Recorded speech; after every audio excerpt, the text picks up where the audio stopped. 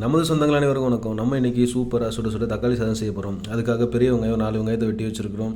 ஒரு 4 தக்காளி வெட்டி வச்சுருக்கோம், நறுக்கி வச்சுட்டோம். அது கூட இஞ்சி பூண்டு பேஸ்ட்டும் அரைச்சி ரெடியாக வச்சுட்டோம். தேவையான பச்சை மிளகா, சோம்பு, பட்டை, மல்லி எல்லாத்தையுமே நறுக்கி வச்சுருக்கோம். இதெல்லாம் போட்டு நம்ம சூப்பராக வித்தியாசமான முறையில் தக்காளி சாதம் செய்ய போகிறோம். அதுக்கு முன்னாடி நம்ம சேனல் சப்ஸ்கிரைப் பண்ணுங்கள். நம்ம சேனலுக்கு உள்ள சப்ஸ்கிரைப் பண்ணி கிளிக் பண்ணி இதில் ஆளுங்கிற ஆப்ஷன் கொடுத்துக்கோங்க. இதெல்லாத்தையும் நம்ம போட்டு குக்கரில் வச்சு இன்றைக்கி சூப்பராக சுட சுட ஈஸியாக சீக்கிரமாக செய்யக்கூடிய தக்காளி சாதத்தை நீங்கள் செய்ய போகிறோம். தொடர்ந்து பாருங்கள், வாங்க நேரடியாக செய்யலாம்.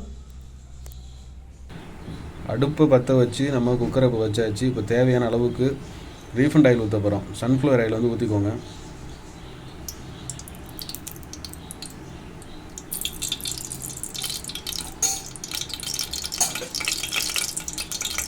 எண்ணெய் சூடானதுக்கப்புறமா வச்சுருக்கிற பட்டை சோம்பு இதில் போட போகிறோம்.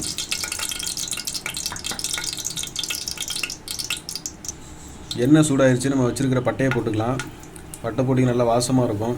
அது கூடவே நம்ம வச்சுருக்கிற சோம்பையும் கொஞ்சம் போட்டுக்கலாம். ஒரு 10 கிராம் அளவுக்கு சோம்பு போட்டுக்கோங்க. நம்ம ஒரு 1/2 கிலோ அரிசிக்கில் தான் நம்ம குக்கரில் செய்ய போகிறோம்.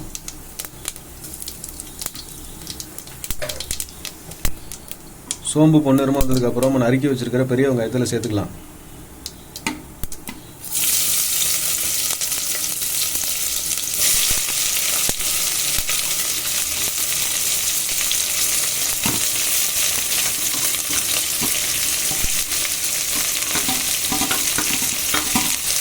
நம்ம நறுக்கி வச்சுருந்த எல்லா பெரிய வெங்காயத்தையும் இதில் போட்டாச்சு. இதை நல்லா நம்ம வதக்கிக்கலாம். வெங்காயம் பச்சை வாசனை போகிறவங்களுக்கு கொஞ்சம் நல்லா வதக்கிக்குவோம். பாதி அளவுக்கு வதங்கினா போதும், அந்த அளவுக்கு நல்லா வதக்கிக்குவோம். இது கூடவே நம்ம கீரி வச்சுருக்கிற பச்சை மிளகா போட்டுக்கலாம். சின்ன மிளகா இருக்கலாம், 5-6 போட்டிருக்கோம். நீங்கள் ஒரு 4-5 மிளகா பெரிய மிளகா இருந்தால் போட்டுக்கோங்க. இதையும் சேர்த்துக்கலாம். நம்ம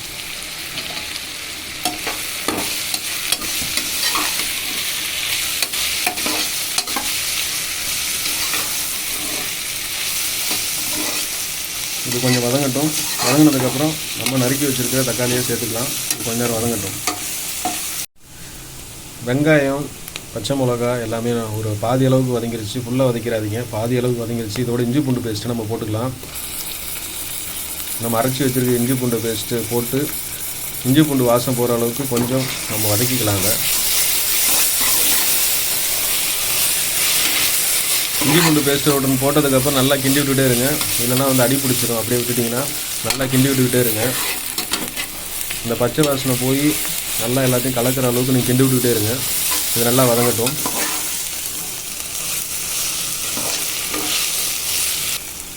இஞ்சி பூண்டு பேஸ்ட்டு நல்லா வதங்கிருச்சு, பச்சை வாசனை போயிடுச்சு. இப்போ நம்ம நறுக்கி வச்சுருக்கிற தக்காளி அதை நம்ம சேர்த்துக்கலாம். தக்காளியை சேர்த்துட்டு கொஞ்சம் அதில் உப்பு போட்டுக்கோங்க. அப்போ தான் சீக்கிரமாக வதங்கும். இது நல்லா கிண்டி விட்டுட்டு நம்ம உப்பு போட்டு நல்லா வதக்க போகிறோம்.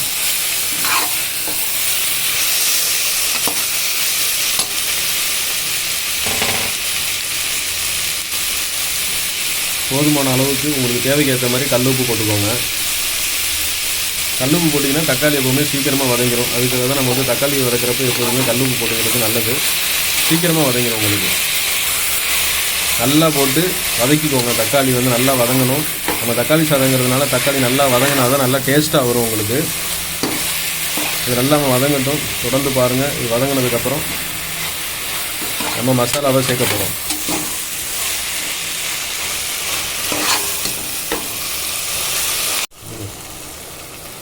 வெங்காயம் தக்காளி தான் எல்லாமே நல்லா வதங்கிருச்சு. தக்காளி நம்ம நிறையா போட்டுக்கணும் தக்காளி சாதத்துக்கு. இப்போ இதில் மஞ்சள்தூள் போட போகிறோம்.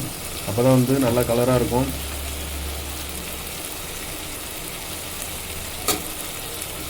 ஒரு 1/2 டீஸ்பூன் அளவுக்கு நீங்கள் மஞ்சள்தூள் போட்டுக்கோங்க. போதுமானதாக இருக்கும். அது கூடவே நம்ம தனி மிளகாத்தூள், வீட்டில் அரைச்சி வச்சுருக்கிற தனி மிளகாத்தூள் நம்ம போட்டுக்கலாம்.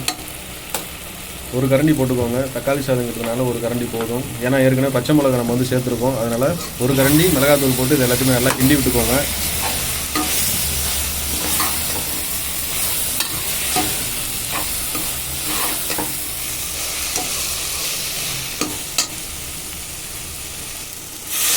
எல்லாம் ஒன்றா கலந்துருச்சு. இப்போ நம்ம தேவையான அளவுக்கு தண்ணி ஊற்றிக்கலாம். நீங்கள் எந்த அளவுக்கு அரிசி எடுக்கிறீங்களோ அது மாதிரி டபுள் மடங்கு தண்ணி ஊற்றிக்கோங்க. அப்போ தான் கரெக்டானதாக இருக்கும். அளவுக்கு நீங்கள் 1/2 கிலோ போடுறீங்கன்னா 1 கிலோவுக்கு எவ்வளோ தண்ணி ஊற்றிக்கலாம் அந்த அளவுக்கு ஊற்றினா தான் உங்களுக்கு வேவுறதுக்கு கரெக்டாக இருக்கும். நம்ம ஒரு 3 டம்ளர்கிட்ட எடுத்துருக்கோம் அரிசி. அதுக்கேற்ற மாதிரி நம்ம தண்ணியை ஊற்றிக்கிட்டோம் நம்ம தேவையான அளவுக்கு. எல்லாத்தையும் ஊற்றி நல்லா கிண்டி விட்டுக்கோங்க.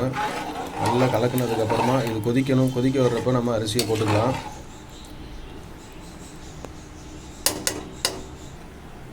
அதுக்கு முன்னாடி நம்ம அரிசியை ஊற வச்சு ஒரு 3-4 தடவை கழுவி எடுத்துக்கோங்க. நம்ம ஊற வச்சு நல்லா கழுவி எடுத்தாச்சு. இங்கே பாருங்கள், அரிசி நம்ம ஊற வச்சு கழுவி எடுத்து வச்சுருக்குறோம். இந்த அரிசி இப்போ மசாலா எல்லாமே கொதித்து வந்ததுக்கப்புறமா அதில் போட்டுட்டு நம்ம விசில் வச்சு இறக்க போகிறோம். மசாலா நல்லா கொதித்து வந்துருச்சு. மசாலா கொதிக்க ஆரம்பிச்சதுலேருந்து ஒரு 2 நிமிஷம் கொதிக்க வச்சு அதுக்கப்புறமா நம்ம அரிசி சேர்த்துக்கலாம். அரிசி நீங்கள் முன்னாடியே கழுவி எடுத்து வச்சுக்கோங்க. 2-3 தடவை நல்லா கழுவிட்டு அலசி எடுத்து வச்சுட்டிங்கன்னா அதுக்கப்புறமா நீங்கள் மசாலா கொதிச்சதுக்கப்புறம் போடுறதுக்கு உங்களுக்கு ஈஸியாக இருக்கும். நம்ம ஏற்கனவே நல்லா அரிசியை கழுவி எடுத்து வச்சுருக்கிறோம். அந்த அரிசியை நம்ம சேர்க்க போகிறோம்.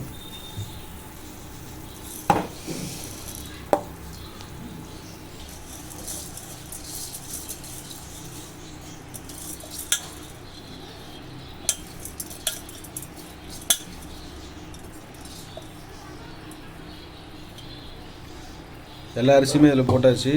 இதை நல்லா கிண்டி விட்டுக்கோங்க. கிண்டி விட்டு கொஞ்சம் கொதிக்க ஆரம்பித்ததுக்கப்புறமா நம்ம குக்கரை மூடி வச்சு விசில் வைக்க ஆரம்பிச்சிடலாம். இது கொஞ்சம் கொதிக்கட்டும். அரிசி எல்லாமே நல்லா கொதிக்க ஆரம்பிச்சிருச்சு. மசாலாவோட அரிசி போட்டதுலேருந்து ஒரு 2 நிமிஷம் கொதிக்க விட்டுக்கோங்க, போதுமானதாக இருக்கும். இது கூட நம்ம மேலே மல்லித்தலையை தூவி இப்போ குக்கரை மூடி நம்ம விசில் வைக்க போகிறோம். நம்ம நறுக்கி வச்சுருக்கிற மல்லித்தலையை இதோட சேர்த்துக்கலாம்.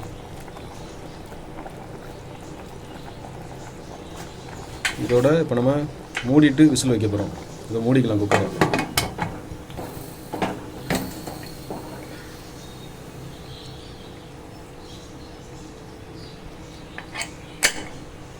அவ்வளோதான். இது ஒரு 3 விசில் விட்டதுக்கப்புறம் நம்ம இறக்கிடலாம். அது வெந்ததுக்கப்புறம் விசில் அடங்கினதுக்கப்புறம் சாப்பாடு ஓப்பன் பண்ணுறப்போ உங்களுக்கு காமிக்கிறேன். ஓப்பன் பண்ண போகிறோம். விசில் எடுத்துகிட்டு நம்ம ஓப்பன் பண்ணிக்கலாம்.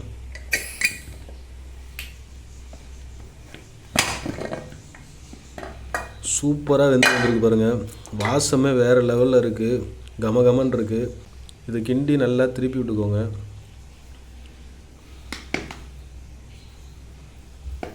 கலர்ஃபுல்லாக சூப்பராக இருக்குது பாருங்கள். நல்லா கலர்ஃபுல்லாக இருக்குது.